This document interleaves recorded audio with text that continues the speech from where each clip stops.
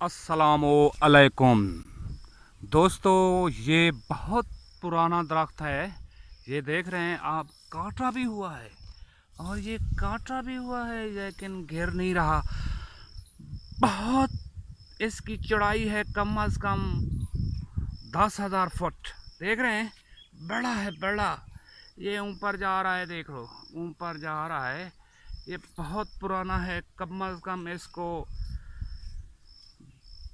10 सदियाँ हो गई हैं। 10 सदियाँ बताते हैं बुज़ुर्ग, बताते हैं कि 10 सदियाँ से ये दरख्त अभी तक खड़ा हुआ है और बुज़ुर्गों की ये निशानी है। देख रहे हैं, ये बहुत पुराना दरख्त है, जदीद किस्म का दरख्त है ये। इसको शिमजरी कहते हैं, शिमजरी शिमजरी शिमजरी का दरख्त है। देख रहे हैं, शिमजरी। ये बहुत पुराना दरख्त है, इसको 10 सदियाँ हो चुकी हैं अब।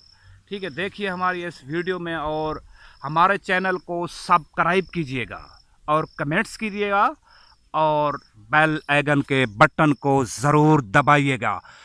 हमारे चैनल को सब्सक्राइब करेंगे, आपको हम और नई वीडियो और भी आपसे शेयर करेंगे। शुक्रिया।